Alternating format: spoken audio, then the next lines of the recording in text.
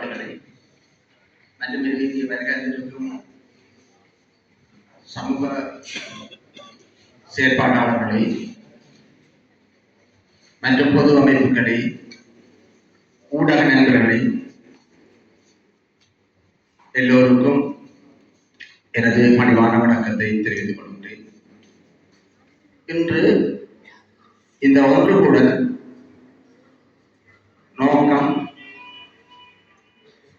ஒரு 3 மாவீரரின் தாயார், அதுவும் சிங்கள இனத்தைச் சேர்ந்த அந்த தாயார் இந்த விடுதலைக்காக 82ஆம் ஆண்டிலே இருந்து பூனேரி மண்ணில வாழ்ந்து 3 பிள்ளைகளை இந்த விடுதலைக்காக கொடுத்து பல ஒப்பற்ற போராட்ட தியாகங்களை செய்த அந்த தாயாரை கனகபுரம் துயிலும் இல்லத்திற்கு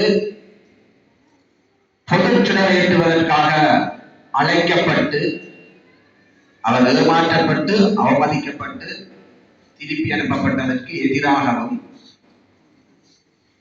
மாவீரர் துயிலும் இல்லங்களில் அரசியல் கட்சி ஆதிக்கம் இருக்கக்கூடாது என்பதையும் வலியுறுத்தி இந்த ஒன்றுகூடல் நடைபெறுகிறது.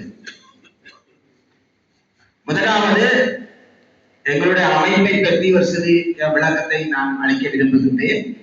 ஏனென்றால் நாங்கள் ஒரு கட்சி சார்பாக செயல்படுவதாக சில தரப்பினரால குற்றம் சாட்டப்படுகிறது. எங்களை பொறுத்தவரையில் நாங்கள் மாவீரர் போராளிகள் குடும்ப நலன் காப்பகம், அந்த போராளிகளினதும் மாவீரர்களினதும் நலன் சம்பந்தப்பட்ட வேலை திட்டங்களை செய்வதோடு அந்த போராளிகளும் மாவீரர்களும் என்னத்துக்காக தியாகம் செய்தார்களோ அந்த செயல்பாட்டோடு ஒத்திசைந்து போவதுமே எங்களுடைய நோக்கம். அந்த நோக்கத்தை நாங்கள் ஒரு கட்சிக்குள்ள எங்களுடைய செயல்பாட்டை முடக்குவதன் மூலமாக நிச்சயமாக செய்ய முடியாது என்பது எங்களுக்கு தெரியும். ஏனென்றால் 2009க்கு பிறகு இந்த போலி அரசியல் தேசிய கலைஞரவர்கள் எங்களுடைய போராளிகள் பலரையும் தங்களுடைய தேவைக்கேற்ற மாதிரி கருவப்பின மாதிரி பயன்படுத்திக் கொள்கிறார்கள். பாவம் எங்களுடைய போராளிகளும் அவர்கள் கையற நிலையில் நிற்கிறதால சில வாக்குறுதிகளை நம்பி அவர்களிடம் மாண்டு போவது மக்களுக்கு தெரியும்.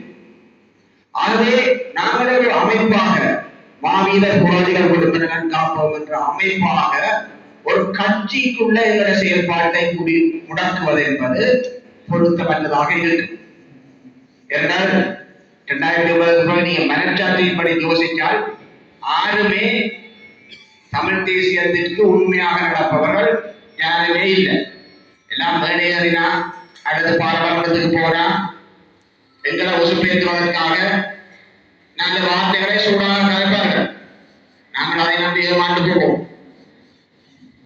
எங்களுடைய விடுதலை போராட்டம் துவங்குவதற்கு முதல் இதைத்தான் செய்தார்கள்.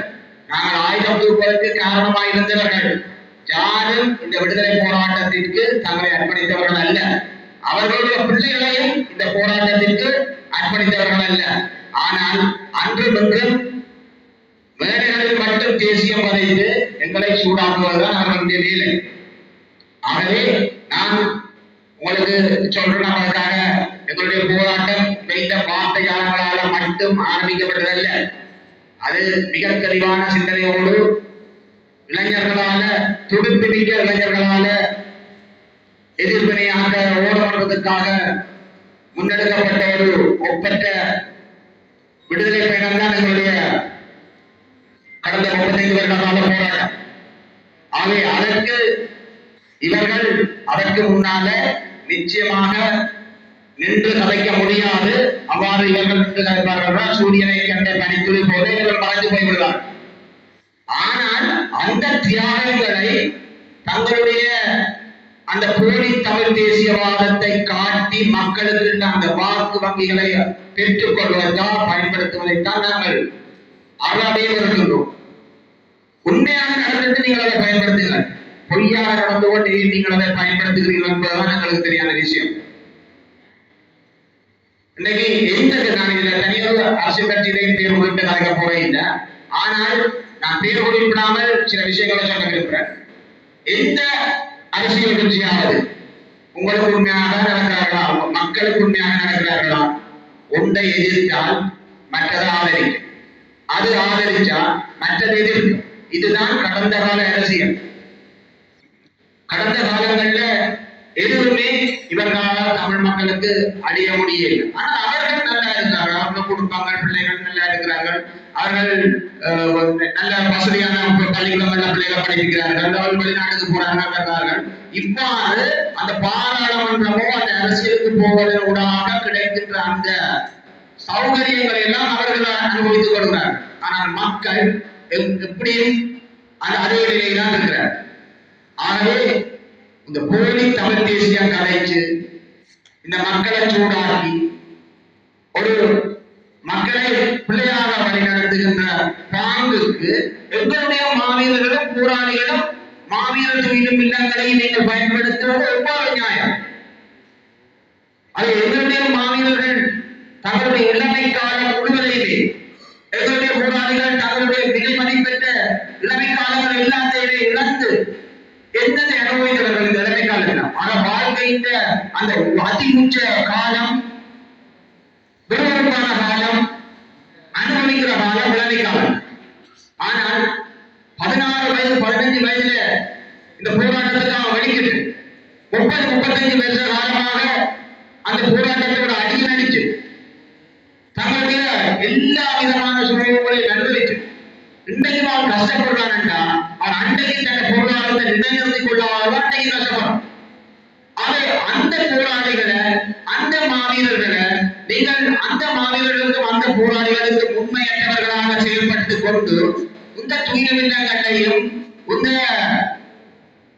போராட்ட எச்சங்களையும் உங்களுடைய அயோக்கியத்தனமான அரசியலுக்கு பயன்படுத்துவதை நாங்கள் முட்டாக போராளிகளாகவும் மாவீரர் குடும்பங்களாகவும் முட்டாக எதிர்க்கின்றோம். அதை இது நாங்கள் எங்களுடைய அமைப்பை பொறுத்தவரையில இது அந்த கட்சிக்கு சார்பாக இந்த கட்சிக்கு சார்பாக என்பதில் நிலப்பாடு. நாங்கள் எல்லா கட்சிகளும் செல்லுமுள்ள தான் இருக்கிறோம். அதுல தமிழ் தேசியத்தின் பால் தமிழ் தேசியத்தை காட்டி அதை விட்டு பிழைக்கிற எல்லா கட்சிகளும், நான் ஒரு கட்சி என்று சொல்லிடுறேன். இந்த துயிலமில்ல விஷயத்துல, இந்த கராபுர துயிலமில்ல விஷயத்துல அதுல ஒன்றும் கட்சி மட்டங்கள் அதுல அந்த விடயத்தை கையாளுறாங்க. அந்த கட்சியை நாங்கள் நேரடியாக எதிர்க்க வேண்டியிருக்கிறாங்க. ஒரு மாவீரர் போராளிகள் குடும்பங்களுக்காக வந்த பேரை வச்சுக்கொண்டு எப்படி ஒரு மாவீரர் பெற்றோர் பாதிக்கப்படுவதை நாங்கள் கண்டும் காணாமலும் அல்லது லாப நட்ட கணக்குகளை அமைப்பின் வளர்ச்சி செயற்பாடுகள் லாப நட்ட கணக்குகளை கூட்டி பார்த்து அந்த விடயத்தை கடந்து போக எவ்வாறு முடியும்? அது அந்த விடயம் ஒரு அந்த தாய்க்கு அநீதிக்கப்பட்டிருக்கு. இது லாப நட்டம் இல்லை. இது நாங்கள் போராளிகளாக மாவீரர் குடும்பங்களாக நாங்கள் எல்லோரும் இணைந்திருந்து அதை எதிர்த்து